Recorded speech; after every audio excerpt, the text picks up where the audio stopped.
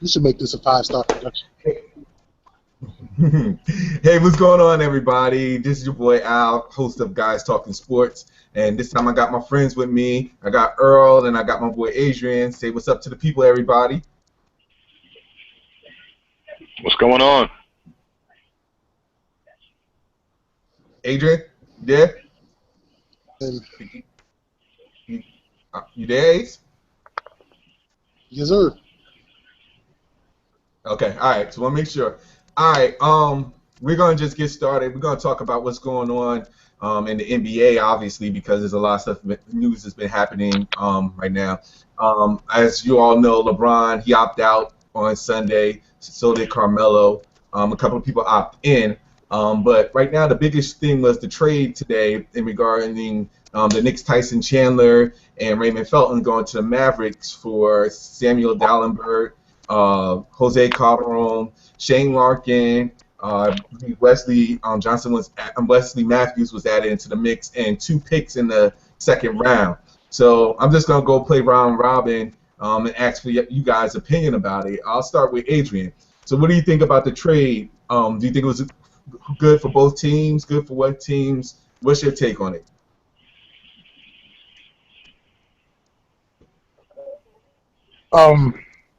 Who gets the 2 draft picks? The Knicks or the Mavericks? Knicks get the 2 draft picks.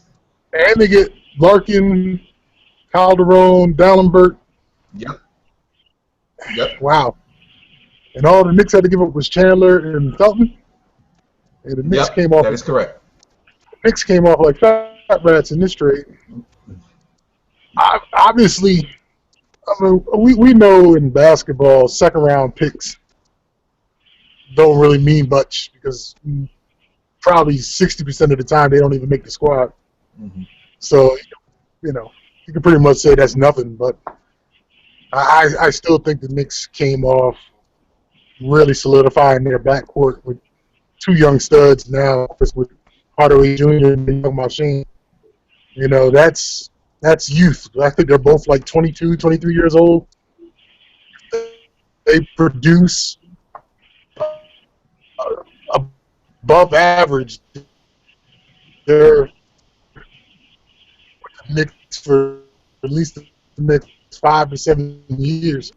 If it's supposed to be able to, that's my pick. So I think the Knicks did well. I don't know. I think maybe Cuban took on those contracts just to throw them away to make more cap space for possibly for the LeBron sweepstakes. Well, that's an interesting theory. Earl, what do you think about this? Well, it depends on if they decide to keep all them players. I think outside of the one guy, Larkin, that I'm a bit familiar with, I think really this is Phil Jackson's way of just trying to start the rebuilding process of clearing out space. I mean, Felton was definitely a goner after the gun charges he copped. And getting rid of Chandler, he gets rid of some of the money, but you still got a lot of money on the books going to Stoudemire. So, I mean, they got to start somewhere, and this is the rebuilding process to try to entice Melo to stay, but I don't know if that's going to be enough. So I'm assuming he probably got some more stuff in the mix to try to, free up some space and get some other people to come.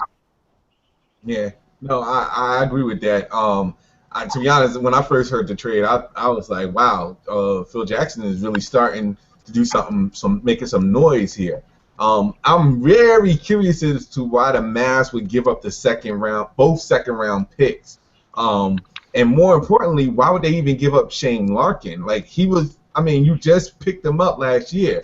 I'm a bit curious in that regards. I mean, granted, now that you bring back Raymond Felton, he's gonna fight with Devin Harris for the starting position in Dallas. But you had a prospect in Shane Larkin, and like you said, like Adrian said, imagine in a couple of years down the road, you have an ideal point guard in Shane Larkin and a shooting guard in Tim Hardaway Jr. Like that's going to be a formidable backcourt. Mm-hmm. I'm very curious to see what else Phil Jackson has in stores. But you was right. Raymond Felton was already the writing was already on the wall. When Phil Jackson tells you we're not keeping you this year, the writing was on the wall for him. As far as Tyson Chandler goes, yeah, you do give up his last remaining salary. And you also bring in Jose Calderon, who has 3 years left. So I'm interested to see what what other news that Phil is going to do somewhere down the road. But I agree. This is good. To be honest, I thought it was a great draft. I mean, great for the Knicks. And I think it was a little bit more confusing for the Mavs, but I think it was a great move for the Knicks organization as a whole. Now, whether it keeps Carmelo, that's one thing. So for the Mavs, if, the defensive person that can anchor the defense in the system. So they do get him back. So they've been kind of wanting to, Chandler back for a while. oh yeah, but on the flip side, I'm curious to know if Phil is looking down in the D.C. area and seeing how John Wall and Bradley Beal is putting together, making some noise, that he's figuring that if he could put 2 young studs in the backcourt, maybe might be able to build in that way, possibly have a secondary offensive set outside of the triangle. That's true too. But I guess the question remains is, how will Melo fit into all that?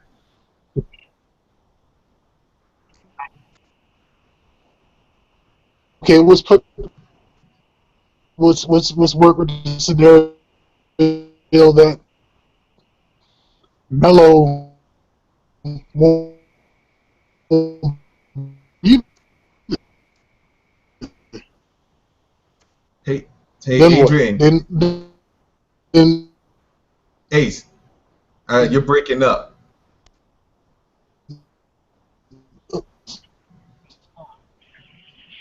What happened? We lost Adrian?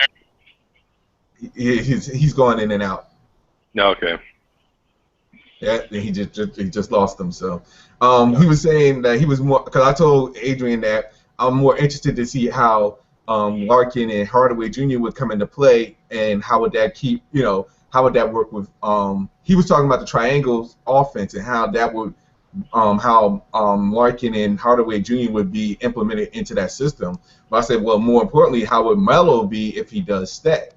And how would that implement the triangle offense? And to be honest, are they really going to utilize the triangle offense there? Because even if they have Phil Jackson and Fisher there, may not be constructive for them. It may not be workable for them to use a triangle offense with the players that they have right now. No, and I think they probably might use some variations of the triangle. I mean, I don't think they have Tex Winters on the books to help coach, so there'll probably be a variation with what they got. But I think eventually the triangle is what he wants to use, and Melo would fit perfectly in that triangle. Now with the trade, because the thing about it is that I'm curious to see how Dallenberg fits into this more so than anything, because they still need the defense. They need that defense presence there. Chandler was the one-man defensive stopper there. Let's be real. He was the defensive player on the previous year. So I understand why they put Dallenberg into the mix, because he is a poor man's version of Chandler. But I'm curious to see how that would anchor as far as the defensive side is for the Knicks. Yeah, it's going to be interesting, definitely for sure. And how many years does Dallenberg have on the contract? Now that I do not know. I could double check in a minute.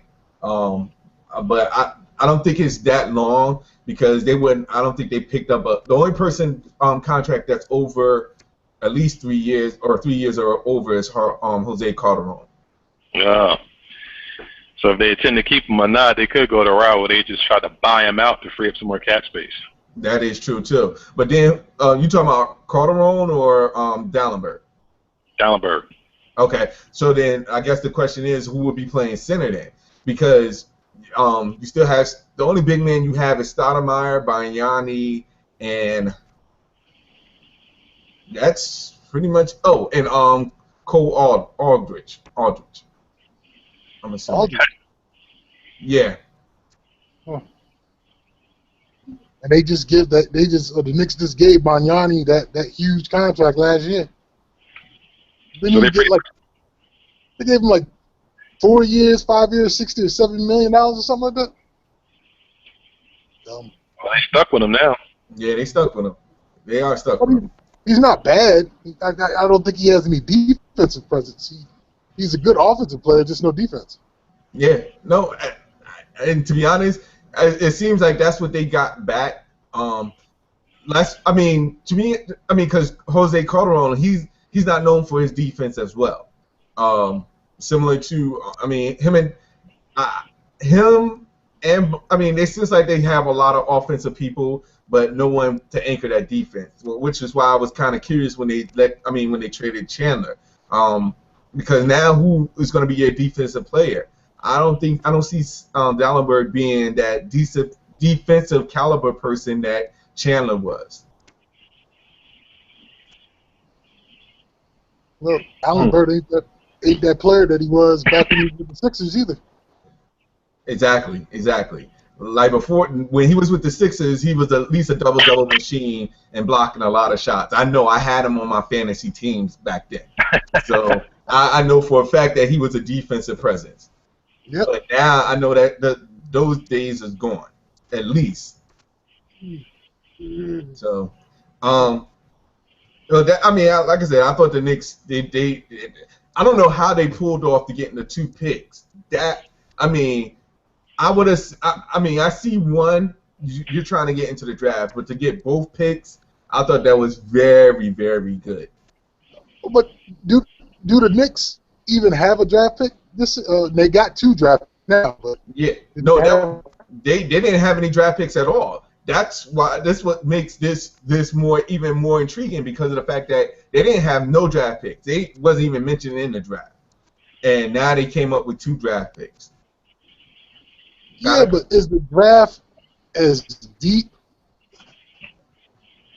as the media pundits and all these folks are making it out to be? I know the draft is top heavy, but do you have Quan? We lost them.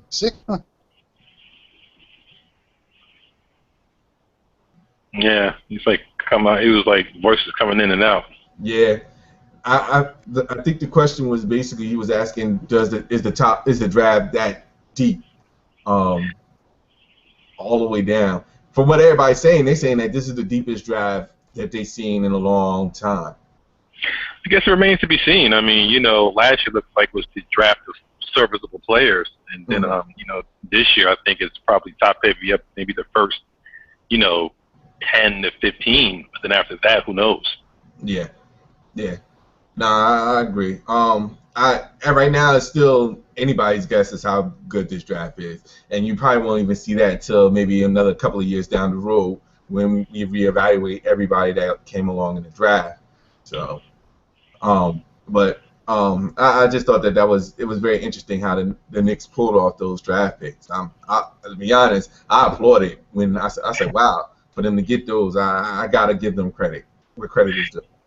Yeah, well, that's Phil Jackson working his magic. So he got to try to do something. You have Melo opt out, so yeah, chances of him staying a Knick is, if I may use my Stephen A. Smith, ridiculously slim.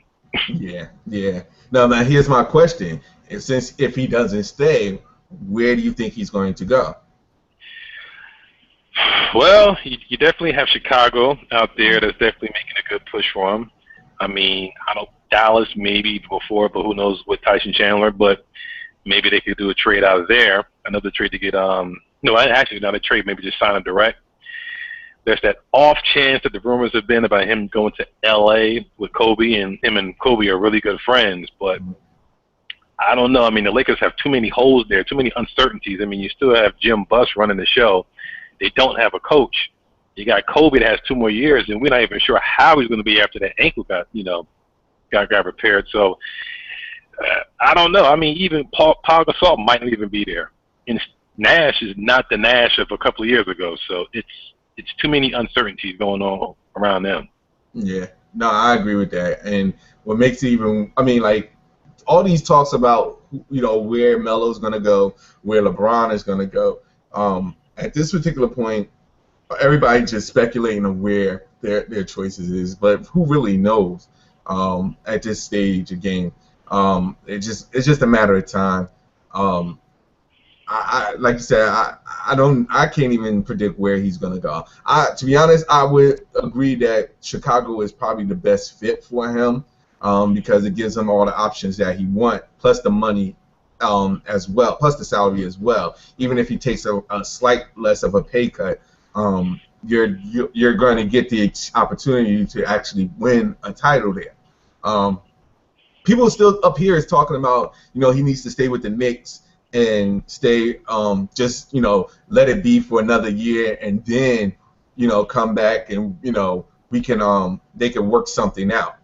I'm getting, I mean, to be honest, listening to the radio driving in and out of work, that's all I'm hearing. Like fans are saying, he needs to stay. If he really wants to stay in New York, he needs to stay another year and then we'll sign something down the road. Are you hearing that same amount of talk out around your way? Because I know. Yeah, I mean, the talk down here in the Philly area is, it's sort of been around what the Sixers are going to do, but definitely I think, the talk is anyone thinking that he should try to, at least with Phil Jackson, give him an opportunity, a chance, but how long are you going to wait around? I mean, the best thing he can do will probably be sign a 1-year deal or a 2-year deal with the option to opt out, but then you're going to be right back in the same boat. So, I mean, if he's about the money, then he stays with the New York Knicks. If he's about winning a championship, then he's got to explore the other options. So I think it's a 50-50 toss of whether he's going to be in a Knicks uniform next year or not. Okay, that's cool. Well, since you're in the Philly area, I mean, what do the Sixers fans want to do in regards to who they want to take in the draft? They're scared to death that the Sixers are going to screw up the draft. I mean, you got the 3rd and the 10th. I was like, you can, but don't trade anything away. So, I mean, they're in a good position. They're number 3, so they don't have the pressure of being number 1. I mean, you got Parker, and if they want him, but I doubt he's going to be number 3. But the talk is the big guy. I think it's out of Kentucky or Kansas. You talking about Joel? The what's his name? It starts with the E. Exum, I think it is. Oh, Dante. Yeah. I mean, it looks like they're going to take him, but you're not sure how his foot is going to be once the resurgence come back. They say he'll be back in time for regular season, but the same thing was said for Noel, and they sat him down for a whole year. It could be the same exact. All right, so you are talking about Joel Embiid because he's the one that has the foot surgery. Yeah. Okay. All right. Well, because I was wondering because a lot of talks was that he was gonna drop all the way down to somewhere between 5 and 10. So I thought that if that was the case, I thought Sixers was gonna go after Dante Exum, but I thought that would be kind of crazy if he plays the same position as Michael Carter Williams. Yeah, and that would make no sense. So my thinking is they'll probably still get the kid and see if he's going to be okay, and then pick somebody down, with the 10th round. But I'm not sure who they're going to pick then. All right. So now here's my the whole thing about I guess I should talk the whole situation with LeBron. What do you think he's gonna? I really didn't want to talk about this, but the whole situation about LeBron. Real quick, do you think he's gonna stay in Miami? You think he's gonna go somewhere else? What do you think? I don't know. My gut thinks he's probably going to end up staying with Miami. Mm-hmm. And he stays. I think Wade is probably going to opt out and get the money. I think Bosh is going to opt out, but I think he wants, to be the man or at least have more of a role than he has with the Heat because right now he's a spot-up shooter, and he's too good for that to be shooting out, hitting threes. He should be down on the block. But his whole game from when he was in Toronto now is just completely different. So I think Wade stays. I think LeBron stays, and I think Bosh goes in and use that money to free him to go get somebody else. To be honest, I never really thought about Bosh. Both LeBron and Wade staying and Brock actually leaving. But it brings up an interesting theory because Like you see LeBron and Wade, they give post press conferences together. Like you rarely see Bosh in the middle of everything with them. To be honest, I haven't really seen Bosh like in the post game interviews. I never seen Bosh with them. It was always LeBron and Wade. So that does bring an interesting theory. Yeah, it does bring an interesting theory. Hold on 1 second. Mm-hmm. Yeah, interesting theory indeed, because he's always felt like the odd man out. But I mean, I don't know. It's going to be a lot of people coming, to give him a lot of, presentations, and of course, Pat Riley definitely wants him to stay. I mean, you saw his press conference, what was it, middle of last week, where he was basically vehemently pissed that they were even at least thinking about opting out. So that's why he knew it was coming. Hey, Adrian, I'm good. You're up. You're back. We'll see what's up. All right. We got on the subject with the Sixers, since I knew that Earl's down there in South Jersey in regards to who they was going to pick. So I'm going to go down in the D.C. area. I don't know if the Washington Wizards have a pick in the draft, but my question is, they do have I know that Trevor Ariza is a free agent. I believe a restricted or unrestricted free agent. I don't know if you're familiar with the Wizards in regards to what they need to do to keep him, but he has a lot of money. His contract is huge for the Wizards. My quick question, do you think they should just end up picking up somebody else for cheaper for the Wizards, or should they keep Trevor Ariza at this particular point? I mean, because you have John Wall and Bradley Beal running the show down there, and plus they have Gortat in the net. So you could plug in any small forward into the mix, and probably a defensive small forward, and probably come out on top equal to what you did this past year. How's the fan base in Washington? Is the after the playoffs, are a lot of people now Washington Wizards fans? I mean, is it all talk about Wizards now? Oh yeah, Wizards is all the rage down this way. The Wizards do have some decisions to make. Yes, I do listen to ESPN radio DC out here, so they talk about their skins, and they talk about the Wizards, and they talk about their Capitals. So I'm privy. Of course, we all know Wall and Beal is the future of the franchise. Like you said, Ariza and Gortat are free agents, and you have Nene. When Nene is healthy, the Wizards are a team to be dealt with, especially if Ariza is playing well and Gortat is just doing what Gortat did, giving you a solid double-double, 12, 14, 16, and 10, 11 boards. A lot of folks are kind of leaning on letting Ariza walk and re-signing Gortat because some folks have faith. I forget about the kid's name from Georgetown that's sitting on the Wizards bench. Porter. Yeah. Gotcha. But folks were saying that he had a pretty dismal first season, I guess because he was hurt in the beginning of the season and never really got himself into a playing role with the team. I guess he came in with the second team, but he just wasn't all that great when he was playing. Now they're saying if Porter turns out to be that player that they hope that he turns to be, then letting Ariza walk won't be a bad thing because he could pick up some of the slack that Ariza would have been given the team. But that's the unknown right now. I don't know if the team wants to go the unknown, hoping that Porter becomes that player, and if not, how does the Wizards then replace Ariza with his 18 or 20 points a game and his 3-point shooting ability? Wow. So that's what's going on down here. The future is bright. The future is real bright for the Wizards. They're young. They got Gortat, is not particularly old. I think he's only been in the league about 7-8 years. And healthy. Ariza.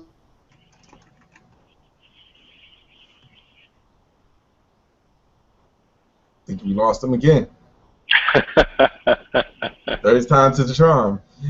All right. Well, I really didn't. To be honest, I'm gonna be honest with you. I really didn't expect the Wizards to go as far as they did. They've definitely made mention names when they beat out Chicago.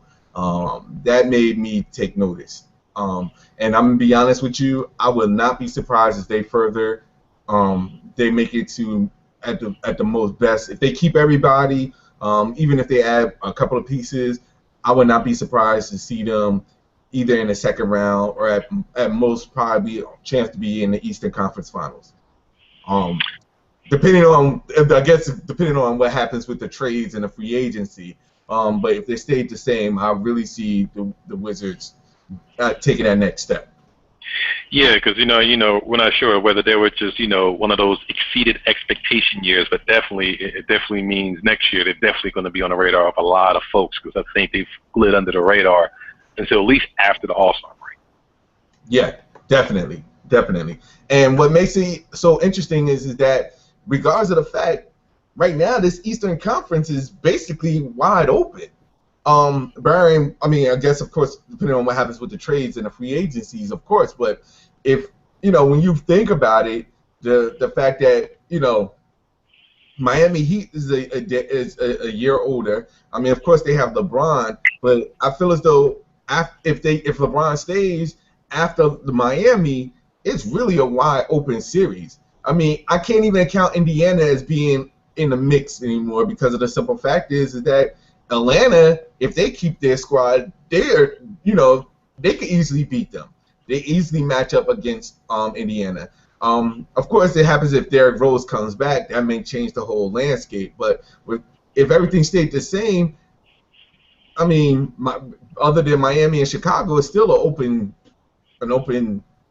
it's open to anybody at this particular point.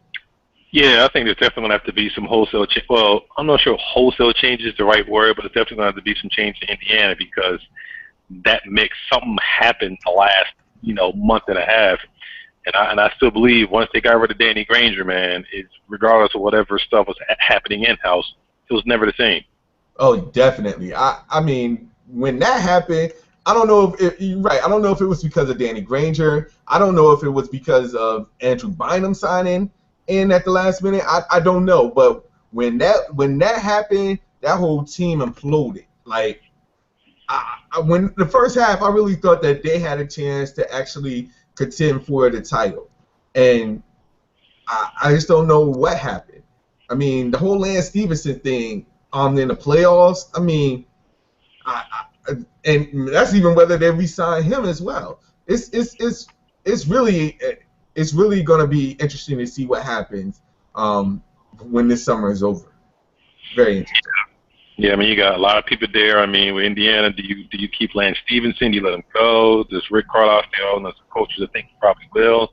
I mean, if indeed those rumors about one player sleeping other players' wives, I mean, who's going, who's staying? It could be some trades there. I mean, somebody got to do something over there because that team should not have lost to Indiana. I mean, should not have lost to Miami Heat. Yeah, especially the way that they did. I mean, when you think about it, last year's Indiana team was solely better than this year's Virgin. Clearly. And I don't know if it was because of the passion or the mental aspect of it or not, but it just wasn't the same. Like, the only person I could see that can help keep this team together, and it's not Frank Vogel, I'm sorry, but it's been David West. If David West wasn't a part of that team, it would never be. I mean, it would never got to where it needed. To that point in the playoffs. You're right, and he brought it every night. He brought it, and a lot of cats did not bring it every night. It was just a bunch of no-shows. Yeah, definitely. I guess we're just gonna have to wait to see. But the writing is on the wall. I think the Knicks with their trade just started something where a lot of teams. There's probably going to be something else going on before the draft or during the draft. And then once free agency starts, everything is up for grabs. Yeah, and I'll be very interested to see how Derek Fisher does his first year as his head coach, because now they bring in another player right from the team, right as coach. So do the players give him any kind of respect? How is the whole dynamic going to work out with him and the GM, and even him and Dolan, because I think Dolan is problem number 1, 2, and 3 for the Knicks.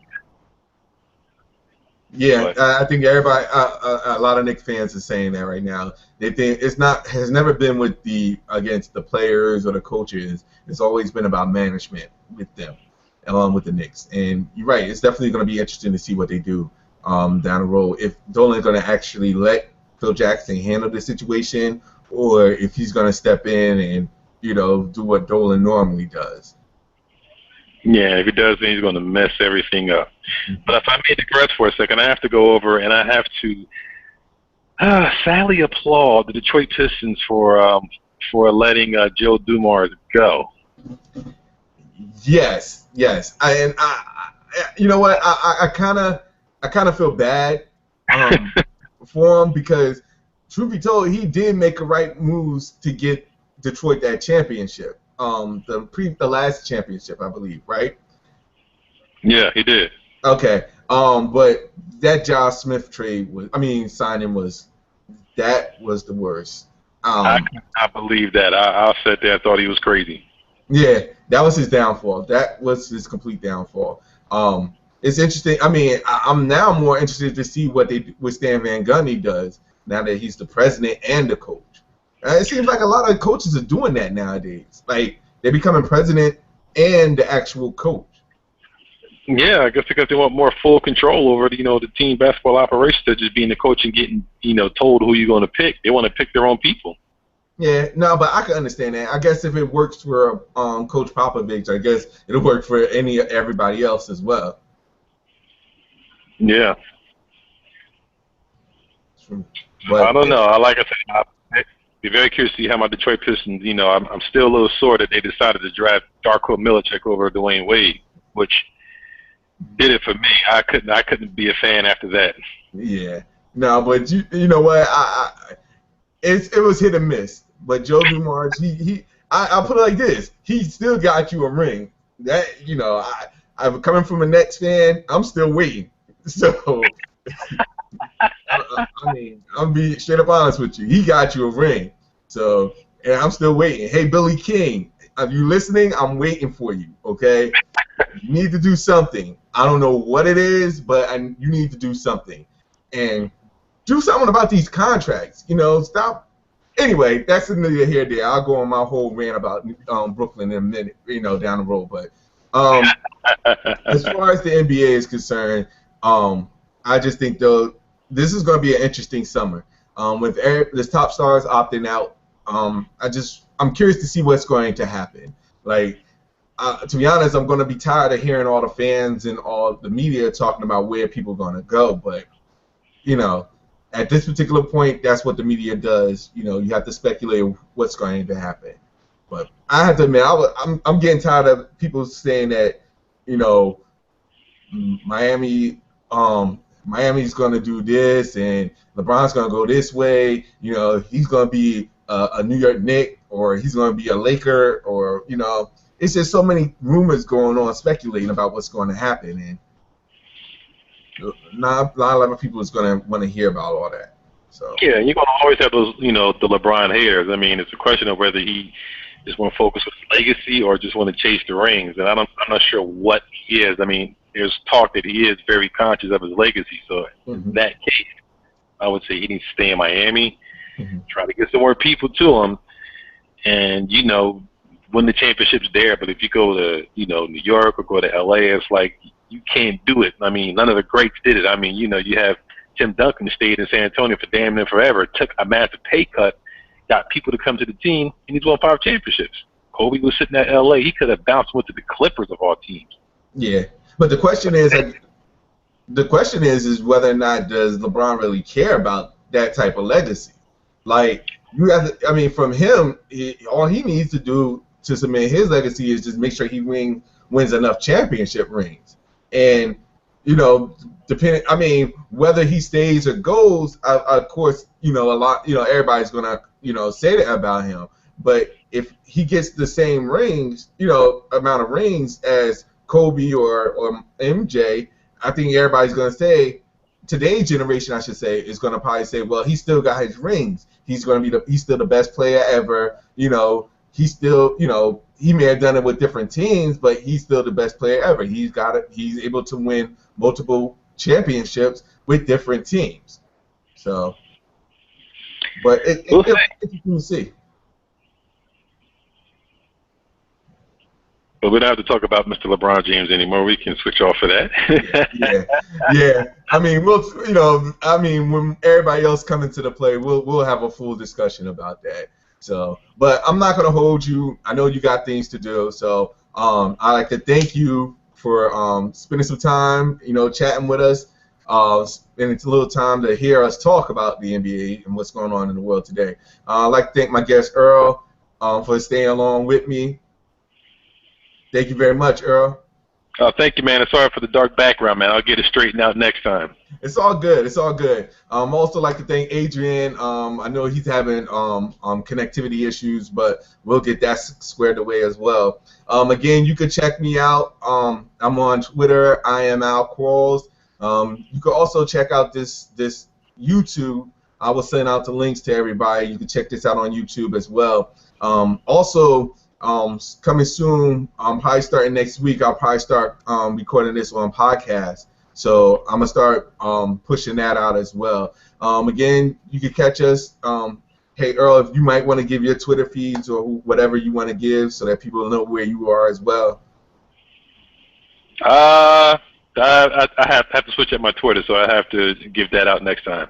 All right, that's cool. All right, well, I'd like to thank you all for checking us out. Again, you can catch us. We're gonna most likely start doing this every Wednesdays. So catch us again, where we'll talk more about sports. We'll get into more of the NBA, also the NFL. We forgot to talk about the Redskins, but we'll talk about that next week. Again, don't get me started on Redskins. yeah, we'll talk about that. We'll talk about all that stuff that's going on right now. Also, some Major League Baseball, of course, and the FIBA World Cup. We gotta get to that biting incident next time. So we'll talk about that all coming up next week. Again, this is Al Qualls. I'm signing off. Take care, everybody, and one love. Peace.